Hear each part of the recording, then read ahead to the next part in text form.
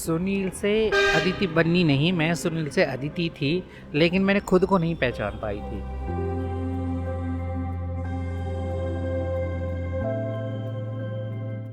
और जैसे बचपन से ही हरासमेंट होता था मेरे साथ, लड़के चिढ़ाते थे क्योंकि मैं लड़कियों के साथ ज़्यादा रहती थी, तो लड़के चिढ़ाना, टीचर भी कमेंट करते थे, गंदा गंदा बोलते थे, तो ये मेरे बचपन से ही लगा रहा मेरे साथ कि मुझे हरास किया जाता था।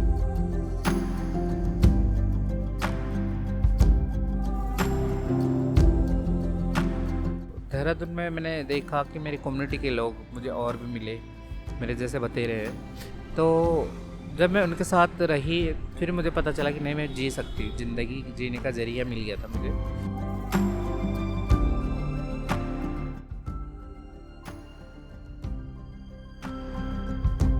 नमस्कार, 12 मासा में आपका एक बार फिर से स्वागत है। मैं हूं आपके साथ प्रगति। वो कहते हैं ना कि किसी भी चीज़ को अगर शिद्दत से चाहो तो वो हो ही जाती है, या वो आप कर ही दिखाते हैं। ऐसा ही कुछ कर दिखाया है उत्तराखंड की फर्स्ट वुमेन ट्रांसजेंडर अदिति ने। अदिति उत्तरकाशी ज़िले की रहने वाली है और अदिति ने समाज की दक्यानुसी सोच को बदलते हुए एक नई पहल की है। उन्होंने एंटरप्रेन्योरशिप की दुनिया में कदम रखते हुए निवाला प्यार का के नाम से एक फूड ट्रक स्टार्ट किया है। तो अदिति की बचपन से लेके यहाँ तक की जर्नी कैसी रही, आइए उनसे जानते हैं। आपका 12 मासा में बहुत बहुत स्वागत। धन्यवाद मैम। तो अदिति जी, आपका बचपन कहाँ बीता, आपका गांव कौन सा है, आप कहाँ से है और आपकी स्कूलिंग कहाँ से हुई, ये सब बताइए। मैं उत्तरकाशी डिस्ट्रिक्ट से हूँ मैम, और बड़कोट से हूँ ऐसे तो। अब वहीं मेरा बचपन जैसा आम बच्चे का होता वैसे ही मेरा भी बचपन था, और वहीं गांव से मैंने स्कूलिंग करी है। आप पहले सुनील थे, फिर आपने अपना नाम बदल कर अदिति किया है। तो सुनील से अदिति आप कब बने, और जब आप बने तो एक तो आपको कब पता चला कि आपको अदिति बनना है, और जब आप बने तो आपके आसपास में, घर में, सोसाइटी में एक्सेप्ट किया या क्या प्रॉब्लम हुई? सुनील से अदिति बनी नहीं, मैं सुनील से अदिति थी, लेकिन मैंने खुद को नहीं पहचान पाई थी। तो ये थोड़ा सा जो बीच का पीरियड था, ये कहीं ना कहीं मैं ही कन्फ्यूज़ थी। माँ बापों ने सुनील नाम भले ही रखा था, लेकिन शरीर के अंदर अदिति थी। तो आपको हमेशा से पता था कि आप अदिति हो? नहीं, हमेशा से तो नहीं पता था। जब मैं 10-12 साल की हुई तब मुझे लगा कि शायद मैं कोई गलत शरीर में पैदा हुई। आपने अपने घर वालों को कब बताया और कब? घर वालों को बताया नहीं, घर वालों को पता था। अच्छा। क्योंकि बचपन में जैसे मैं लड़कियों के साथ खेलती थी, हाँ। मम्मी के साथ कपड़े धोती थी, पानी लेके आती थी, तो ये चीज़ें घर वालों को तो पता ही होता है कि हमारे बेटा कुछ ना कुछ गड़बड़ है इसके अंदर, तो घर वालों को पता ही था मैम। तो फिर आपकी आगे की पढ़ाई लिखाई कहाँ हुई? इस बचपन स्कूलिंग के बाद आपने क्या पढ़ाई की, ग्रेजुएशन? मैंने गांव में ही किया है, और जैसे बचपन से ही हरासमेंट होता था मेरे साथ, लड़के चिढ़ाते थे क्योंकि मैं लड़कियों के साथ ज़्यादा रहती थी, तो लड़के चिढ़ाना, टीचर भी कमेंट करते थे, गंदा गंदा बोलते थे, तो ये मेरे बचपन से ही लगा रहा मेरे साथ कि मुझे हरास किया जाता था। बहुत खराब लगता होगा स्कूल बहुत में। बुरा जी। तो आपके दोस्त थे, जो लड़कियां थी, वो आपके सपोर्ट में रहती थी? हाँ, जो मेरी लड़कियाँ दोस्त थी, अभी मैं इंस्टाग्राम देखती हूँ तो फिर मैं चेक करती हूँ कि ये मेरे साथ पड़ी है। आप उनके साथ अभी टच में हैं? नहीं नहीं, किसी के साथ टच में नहीं, बस दूर से दिख जाता है। अच्छा। फिर स्कूलिंग, कॉलेज करने के बाद कॉलेज में भी ज़्यादा हरासमेंट हुआ क्योंकि तब तो मैं बड़ी हो गई थी और मुझे पता चल गया था, लेकिन मुझे कोई समझ नहीं पा रहा था। वहाँ भी मैं लड़कियों के साथ थी। गाने देती हूँ। हाँ, टीचर था ज़्यादा, टीचर ज़्यादा वो मजाक बनाते थे आपको कि कैसे, किस प्रकार की बातें? लेडीज़ लेडीज़ कह के बोलते थे, और लड़कियों के साथ रहता था तो मुझे कहते थे कि वो शब्द मैं बोल नहीं सकती कि मुझे किस किस नामों से पुकारा जाता था।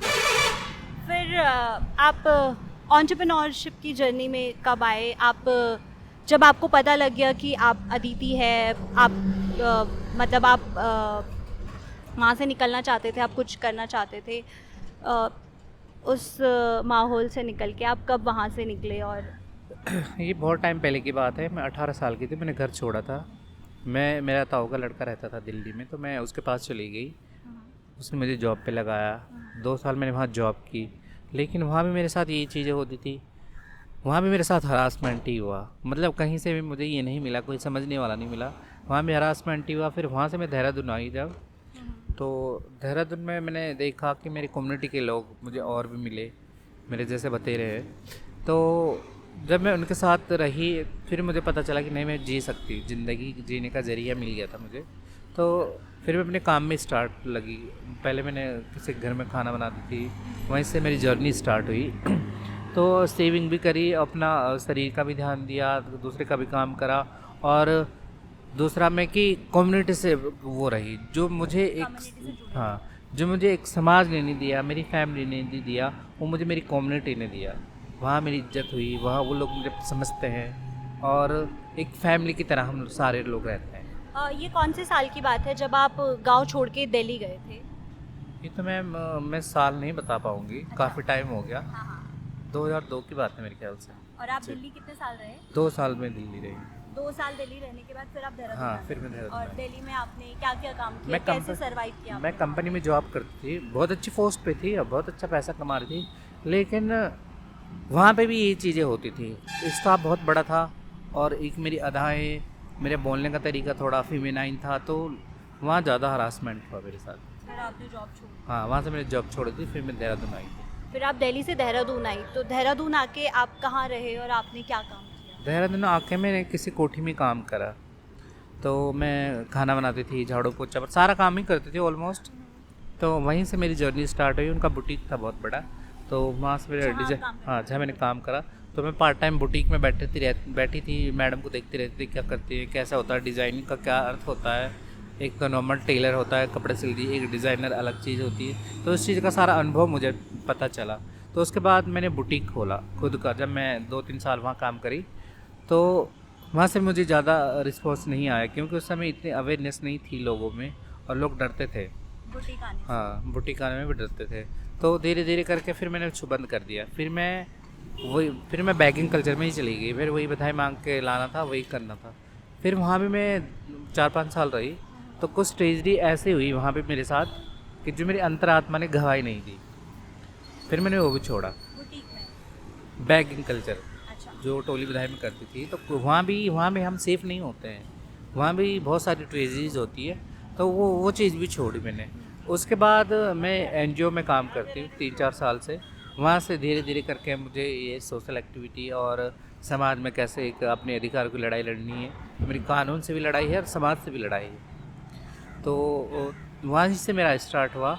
तब मैं ये पहले मैं कई सारे इवेंट करा चुकी हूँ, कई सारे इंटरव्यू वो करा चुकी हूँ कि हमारे लिए कानून ने हमारे लिए 2017 में बिल पास किया था। पहले तो 14 में किया था, उसके बाद जो वो आया था तो 17 में आया था। उसके अकॉर्डिंग मुझे थोड़ा सा हौसला मिला कि नहीं यार, जब हमें सरकार ने किया तो राज्य सरकार है, तो जब हम पीछे पड़े रहेंगे तो एक ना एक दिन परेशान होकर वो भी करेंगे। तब मैं एनजीओ में एक दिन मीटिंग में थी, वहाँ कोई सर आ रखे थे। तो उन्होंने बताया कि निस्बड की तरफ से ऐसे प्रधानमंत्री की योजना है ये, खादी ग्राम उद्योग की तरफ से, कि हम लोगों को मतलब ट्रेनिंग देंगे और लोन प्रोवाइड कराएंगे और उसमें सब्सिडी भी अच्छी खासी है, तो हम अपना काम कर सकते हैं। तो हम बहुत सारे लोग गए थे, तो किसी ने रुचि नहीं दिखाई, सिर्फ मुझे ही लगा कि नहीं मुझे करना चाहिए।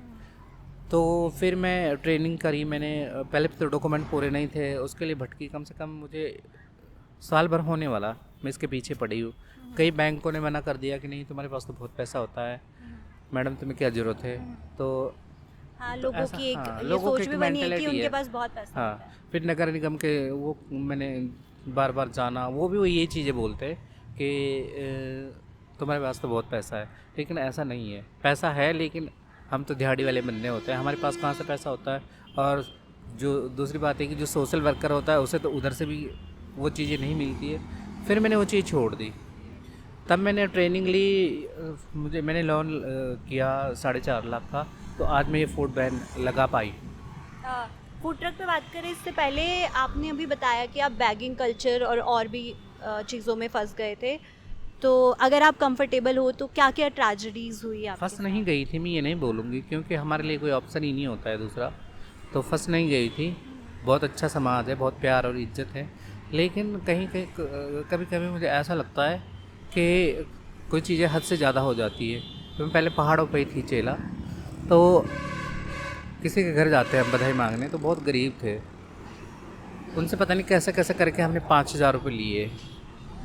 तो उसी दिन से मेरा दिल दुखा कि नहीं, वो 5,000 के लायक नहीं है।